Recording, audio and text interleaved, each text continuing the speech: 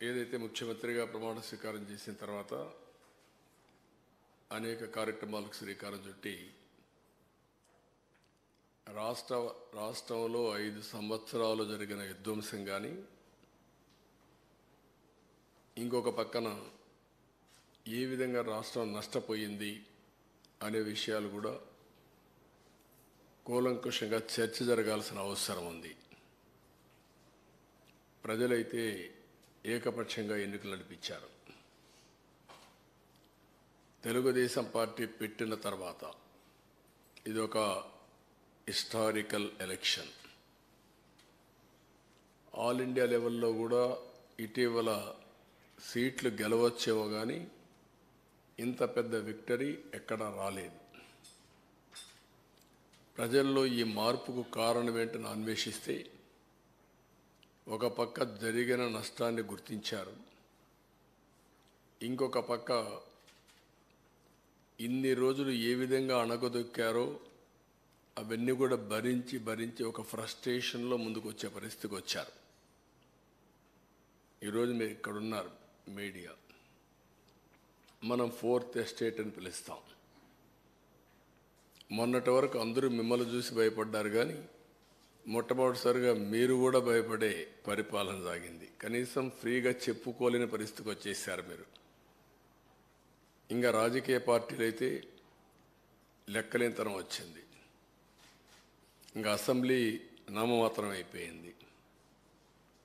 Even కోర్టుల్లో కూడా వాళ్ళని కూడా బ్లాక్మెయిల్ చేసే పరిస్థితికి వచ్చారు. కోర్టులు కూడా అంటే మనం చూసాం, సోషల్ మీడియాలో పెట్టి జడ్జెస్ను కూడా క్యారెక్టర్ అసాసినేషన్ చేసే పరిస్థితికి వస్తే వాళ్ళు సిబిఐ ఎంక్వైరీ చేసే పరిస్థితికి వచ్చారు. ఏ విధంగా సోషల్ యాక్టివిస్ట్ అయితే ఇంకా మనం చూస్తున్నా చాలా భయంకరంగా ఉంది. ఇవన్నీ ఒక ఎత్తు అయితే, మేము ఎన్నికల ముందు చెప్పాం రాష్ట్ర పునర్నిర్మాణం జరగాలని. దానికి మేమందరం కష్టపడి పనిచేస్తామని చెప్పాం. మొన్నటి వరకు చేసింది మేము రాజకీయ ఆరోపణలు చేశాం. మాకుండే అరాకొర సమాచారాన్ని బేస్ చేసుకొని, మాకుండే లిమిటెడ్ మెషినరీ, పార్టీ అడ్మినిస్ట్రేషన్లో ఉండే రిసోర్స్ అన్ని బేస్ చేసుకుని ప్రజా చైతన్యం తేవడం కోసం మీడియాలో మీరు రాసిన వార్తలు కూడా, టీవీల్లో మీరు చేసిన ప్రచారం కానీ, ప్రింట్ మీడియాలో మీరు రాసినట్టు కానీ, సోషల్ యాక్టివిస్టులందరూ సోషల్ మీడియాలో పెట్టినటువంటి వాస్తవాలన్నీ క్రోడీకరించి మేము కూడా మాట్లాడాం.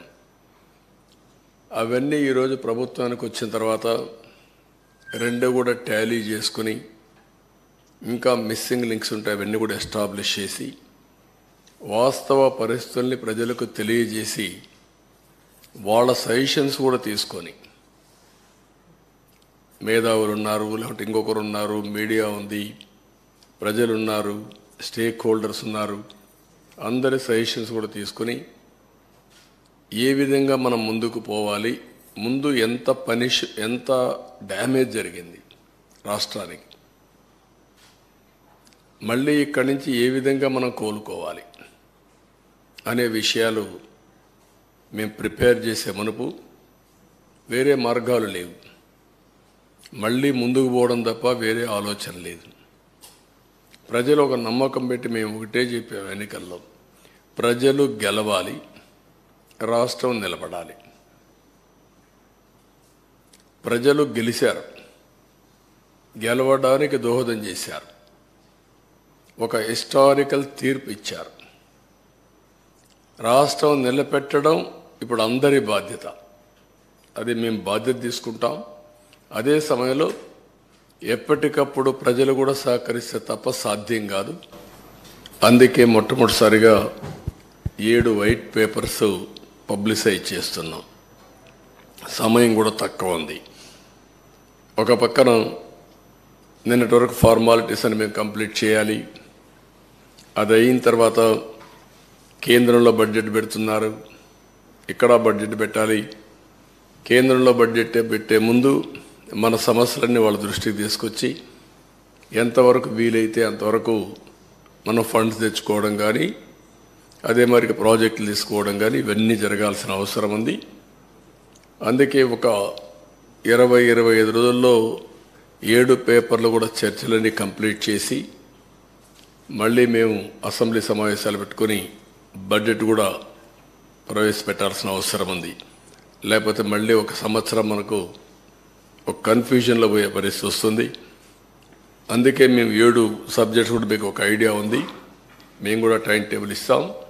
దీనిపైన తరోగా చర్చ చేస్తాం. చర్చ చేసిన తర్వాత ప్రజలందరూ ఇచ్చిన సజెషన్స్ కూడా తీసుకొని వెబ్సైట్స్ అన్నీ ఇప్పుడు ఇరిగేషన్ ఉంది. ఈ ఇరిగేషన్కి ఒక వెబ్సైట్ ఓపెన్ చేస్తాం. టోటల్ డాక్యుమెంట్స్ అన్నీ అందులో పెడతాం. ఎందుకంటే ఒక అలవాటు అయిపోయింది. ఏది చేసినా ఎదురుదాడి చేయడం, ఒక మీడియాలో ఇదే పనిగా వాళ్లకు క్రెడిబిలిటీ లేకపోయినా విశ్వసనీయత లేకపోయినా చెప్పిన తప్పులే 100 సార్లు చెప్పి ప్రజలను నమ్మించే ప్రయత్నం చేయడం, దానికి చెక్ పెట్టాల్సిన అవసరం ఉంది. దానికోసమే ఈరోజు మా ప్రయత్నం. తప్పకుండా ఎప్పటికప్పుడు వాళ్ళు చెప్పినట్టన్నిటికీ కూడా ప్రజలే సమాధానం చెప్పే విధంగా ప్రజా చైతన్యాన్ని తీసుకొస్తాం. ఇప్పుడు ఫస్ట్ తీసుకున్న పేపర్ మేము చూస్తే 2 భాగాలు ఉన్నాయి. కానీ మొదటి భాగం పోలవరం, రెండవది ఇరిగేషన్ ప్రాజెక్ట్స్, సాగునీటి ప్రాజెక్టులు. ఈరోజు మేము సాగునీటి ప్రాజెక్టులు తీసుకోవడం లేదు. ఆంధ్రప్రదేశ్ రాష్ట్రానికి సాగునీటి ప్రాజెక్టుల అవసరం చాలా ఉంది.